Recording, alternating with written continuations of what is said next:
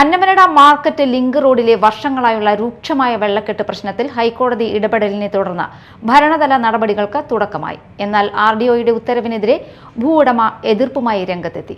വർഷങ്ങളായുള്ള വെള്ളക്കെട്ട് പ്രശ്നത്തിന് പരിഹാരം പ്രതീക്ഷിക്കുന്നതിനിടെയാണ് ഉത്തരവിനെ ചൊല്ലിയുള്ള തർക്കം ഉയർന്നിരിക്കുന്നത്.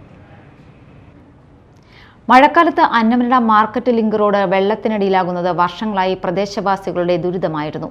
കാൽനടയാത്രയും വാഹന ഗതാഗതവും ഒരുപോലെ ദുഷ്കരമാക്കിയ വെള്ളക്കെട്ടിന് ശാശ്വത പരിഹാരം ആവശ്യപ്പെട്ട് നിരവധി പരാതികൾ ഉയർന്നിരുന്നെങ്കിലും ഫലമുണ്ടായിരുന്നില്ല.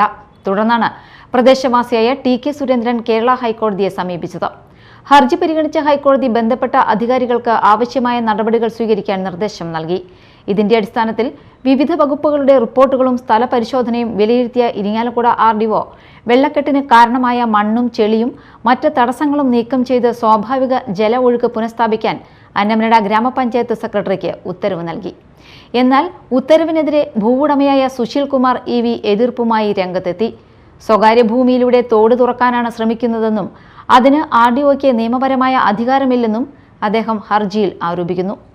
അന്തിമ ഉത്തരവ് പുറപ്പെടുവിക്കുന്നതിന് മുൻപ് നിയമപ്രകാരമുള്ള നടപടിക്രമങ്ങൾ പാലിച്ചെന്നും ബാധിത കക്ഷികൾക്ക് മതിയായ കേൾവി നൽകിയില്ലെന്നും ഹർജിയിൽ ചൂണ്ടിക്കാട്ടുന്നു.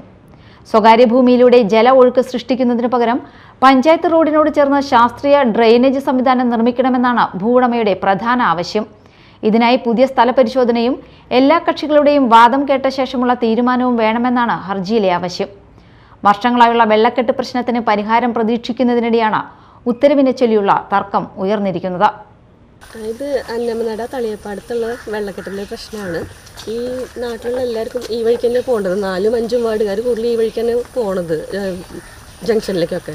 ഇവിടെ ഈ വെള്ളക്കെട്ട് കാരണം വണ്ടികളിൽ പോകുമ്പോൾ തെന്നി വീഴാൻ പോവുക, മക്കൾക്കൊന്നും നടക്കാൻ പറ്റില്ല ഈ വഴിക്ക്. ആകെ ചെളിവെള്ളവും ഭയങ്കര സ്മെല്ലാണ്, വൃത്തികെട്ട സ്മെല്ലൊക്കെയാണ്.